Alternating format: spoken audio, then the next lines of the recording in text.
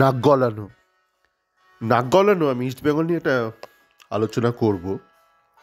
আমার আগের দুটো অডিও যেটা গতকাল রাত্রিবেলা আমি শেয়ার করেছিলাম, সেটা শুনে আমার পরিচিত এক ইস্ট বেঙ্গল ফ্যান আমার চ্যাট ফোরামে লিখলেন যে নিতুরা গত 2-3 বছর ধরে কোচকে মানে পূর্ণ স্বাধীনতা দিয়েছিল এবং কোচ যা ইচ্ছা তাই করে গেছে। তো এই নাক গলানো বা ইন্টারফারেন্স নিয়ে আমার একটা জিনিস ভাবতে খারাপ লাগে যে ইস্টবেঙ্গলের সকল ফ্যান তো আর অল্প বয়সী স্টুডেন্ট নয় স্কুলের বা কলেজের। অনেকে সুপ্রতিষ্ঠিত, অনেকে চাকরি করছেন, কেউ কলকাতায় করছেন, কেউ ভারতের বিভিন্ন শহরে করছেন, কেউ কেউ বিদেশে করছেন। যেমন যিনি বলেছেন তিনি ইউএসএতেই থাকেন। তার আগে একজন কমেন্ট করেছিলেন ইউটিউবে, তিনিও ভারতের অন্য একটা শহরে থাকেন।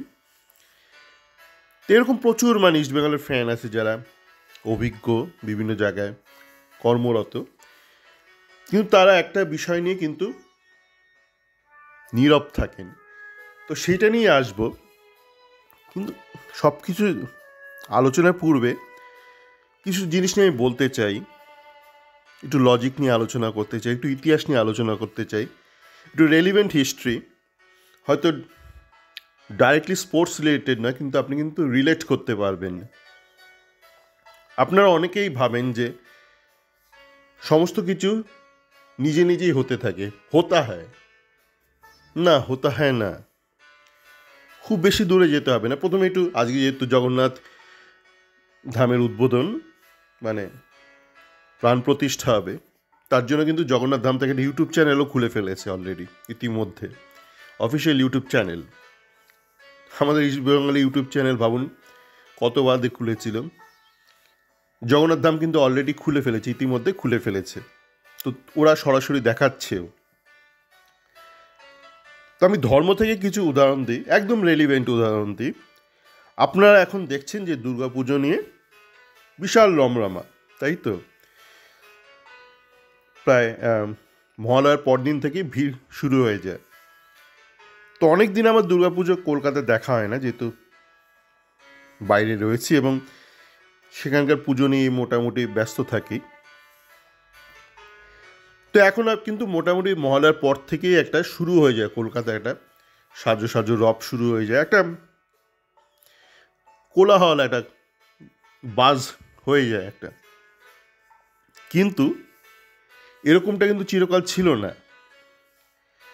আমার মনে আছে আমার ছোটোবেলায় ষষ্ঠীর দিন যখন যেতাম ঠাকুর দেখতে দুর্গাপুজো বাড়ির লোকের সাথে, তো তখন দেখতাম লোকে তাকাচ্ছে সন্দেহ চোখে, কি ষষ্ঠীর দিনই চলে এসছে।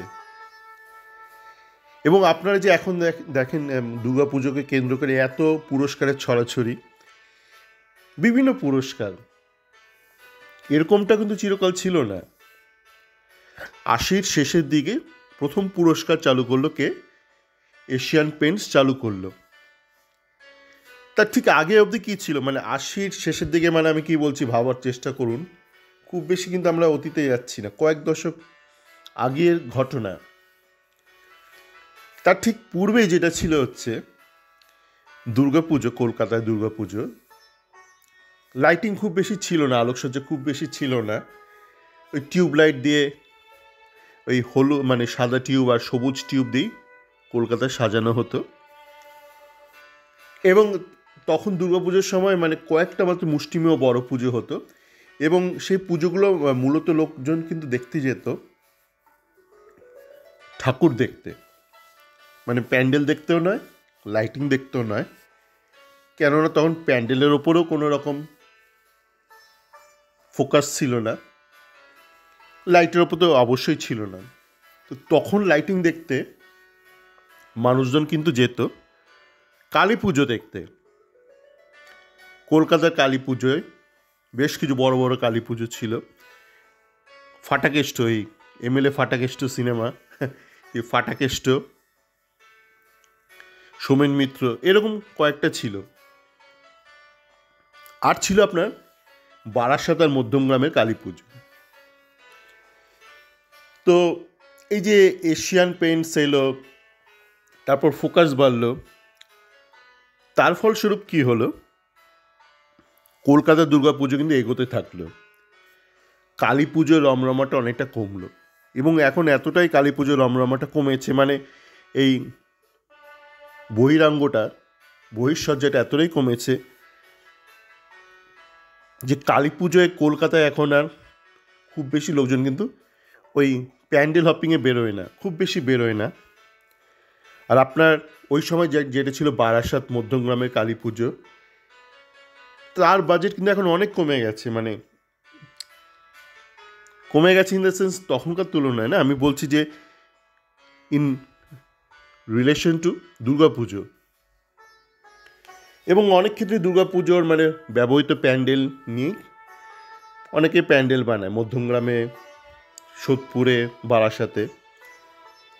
তখন কিন্তু কলকাতার দুর্গাপুজোকে টেক্কা দিত বারাসাতের কালী পুজো, এবং তখন কলকাতার দুর্গাপুজোর থেকেও বেশি রমরমা ছিল কার, চন্দননগরের জগদ্ধাত্রী পুজো। কিন্তু দেখুন কলকাতার দুর্গাপুজো সবাইকে ঠেলে এগিয়ে গেছে। তারপর আমি কিছুদিন আগেই যখন ভারতে গিয়েছিলাম, তখন দেখলাম বড়মার মন্দির প্রতিষ্ঠিত হয়েছে নৈহাটিতে, সেখানে বিশাল ভিড়। সে মন্দিরও খুব বেশি পুরনো নয়। আরও একটা উদাহরণ দেব, আপনারা যদি ওই ভিআইপি রোড বাগুইআটি থেকে ওই যে রাস্তাটা ডান দিকে ঢুকে গেছে, যেটা গিয়ে একদম কানেক্ট করছে আপনার সোজা গিয়ে একদম লোকনাথ মন্দিরে, সেই মন্দিরের ইতিহাসটাও আমি জানি ভালো করেই। সেই মন্দিরটা প্রতিষ্ঠা করেছিল একটা বাল্ব ফ্যাক্টরি।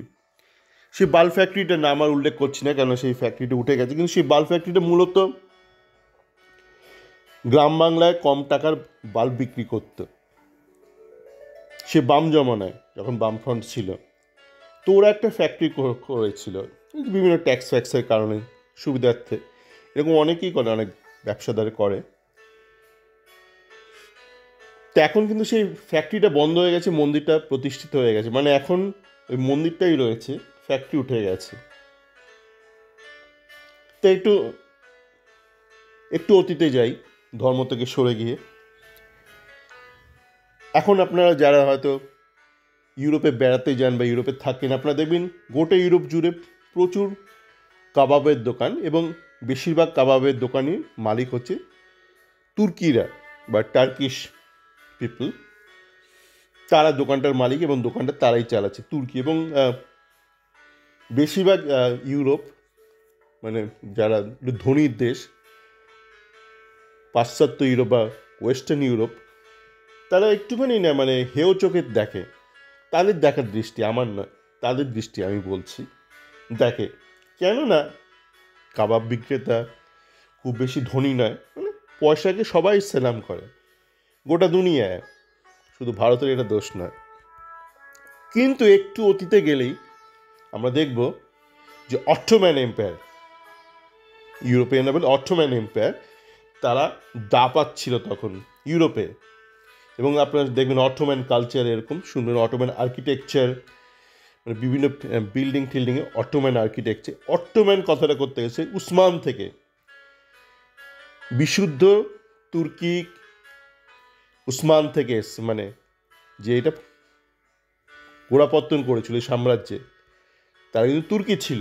ভাবুন, যার এক সময় দাপিয়ে রাজত্ব করেছে, ছড়ি ঘুরিয়েছে ইউরোপে, তারা এখন কাবাব ম্যান হয়ে গেছে। এটা ঘটনা।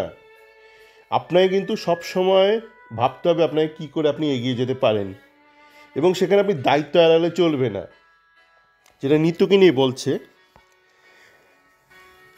যে নিত্য মানে কিছু ভালো হলে কলার উঁচিয়ে তার কৃতিত্ব দাবি করে, আর কিছু গণ্ডগোল হয়ে গেলে একে ওকে দোষ দিয়ে পালিয়ে যায়। কোচ জানে কোচের ওপর পুরো দায়িত্ব দিচ্ছে। কিন্তু আমি অনেক দিন আগে একটা এরকম ভিডিও বা অডিও বানিয়েছিলাম, এটা ছিল RACI, RACI, responsibility, accountability, consultation, information. তো অ্যাকাউন্টেবিলিটি মানে আপনার দেশে ধরুন কোনো একটা বিদেশি শক্তি ঢুকে এটা ওটা করে বেরিয়ে গেল, তো আপনার যে দেশের হেড সে কিন্তু অ্যাকাউন্টেবল, সে তো ডাইরেক্টলি রেসপন্সিবল না, সে তো আর যে ধরুন দেশের প্রধান যে বসে আছে সে তো আর নিজে বন্দুক নিয়ে তো পাহারা দেবে না, কিন্তু সে অ্যাকাউন্টেবল। তো সে কিন্তু বলতে পারে না হাম কুছ নেই জানতা হয়, এরম কিন্তু সে বলতে পারে না।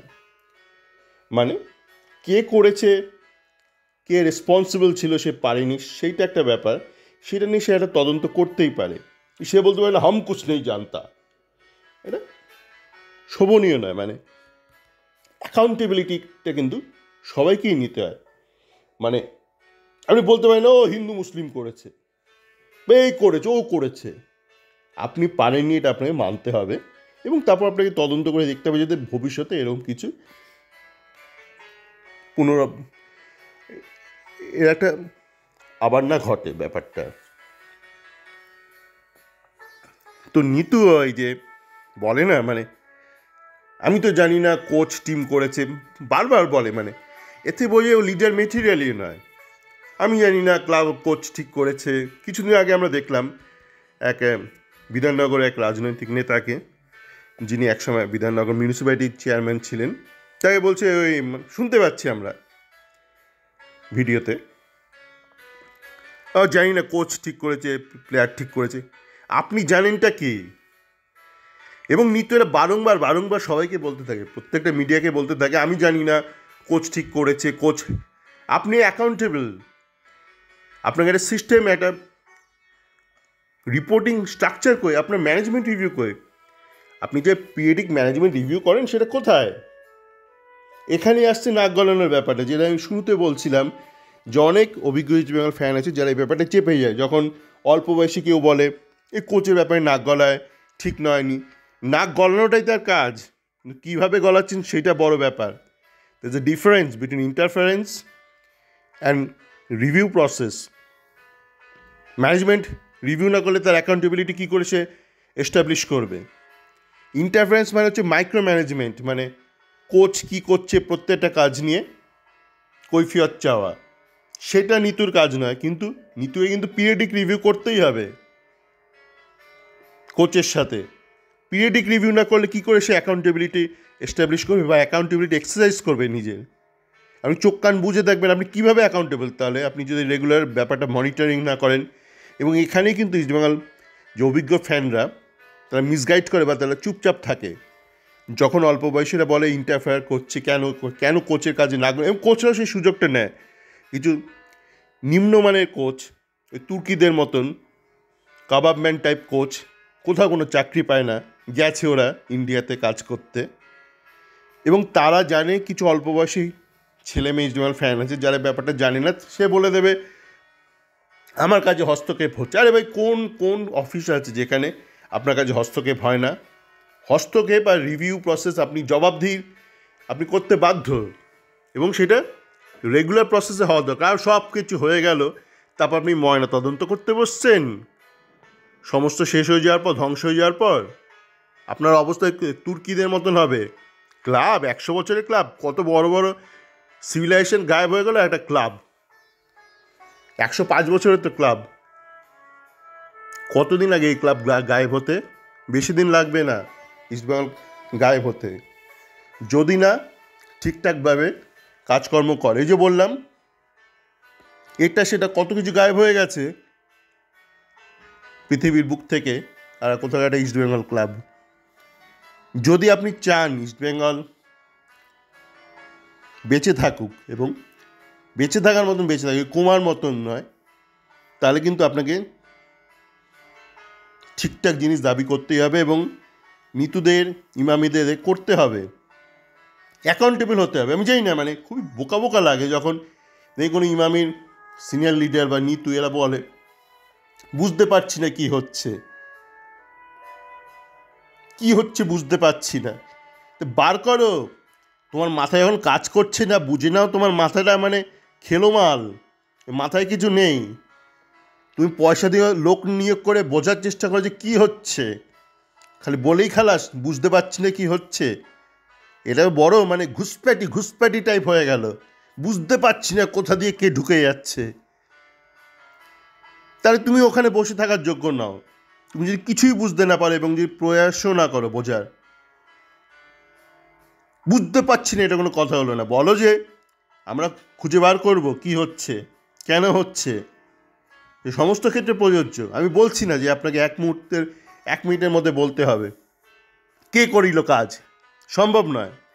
কিন্তু আপনাকে এটা অন্তত বলতে হবে যে এটা আমরা খুঁজে বার করব, কোত্থেকে কি হলো, কে করলো। কিচ্ছু জানি না মানে সবাইকে বলে বেড়াচ্ছে কোচ করেছে। তোমার কি, তোমার কাজটা কি ওখানে? সিঙ্গারা খাওয়া, খালি সিঙ্গারার প্যাটিস খাওয়া ক্লাবে গিয়ে? নিজের কাজটা করো। চাকরের কাজ চাকরকে করতে দাও, লিডারের কাজ লিডার করুক। লিডারের কাজ না করলে ল্যাডার হয়ে থাকবে, মানে ল্যাডারের মাথায় অনেক সময় হনুমান চড়ে বসে থাকে না, ব্যাপারটা ওরকম হয়ে যায়। মানে লিডার মানে যখন ল্যাডার চেড়ে একটা হনুমান ওপরে বসে থাকে তখন সে ল্যাডার, সে লিডার নয়। তো আশা করব ইস্টবেঙ্গল ক্লাবের ম্যানেজমেন্ট, ইনভেস্টারের ম্যানেজমেন্ট, স্পন্সর যারা যারা যুক্ত, যারা ইনফ্লুয়েন্সিয়াল ইস্টবেঙ্গল ক্লাবে, তারা খুঁজে বার করবে কিভাবে কি করতে হবে। দায় এড়ানো, অ্যাকাউন্টেবিলিটি থেকে পালিয়ে যাওয়া কথাবার্তা এগুলো যেন আর না শুনি আমরা। মাঝে মধ্যে ঠিক আছে, যে ইন্টারভিউ নিচ্ছে তাকেই বলছে কিচ্ছু জানি না, কোচ জানে। তো বার করো, মাথায় বসে আছো কী করতে? তুমি তার কোচের মোজা নও, তুমি একটা ক্লাবের লিডারের মতন আচরণ করো, চাকরের মতন আচরণ করো না। সকলে ভালো থাকবেন।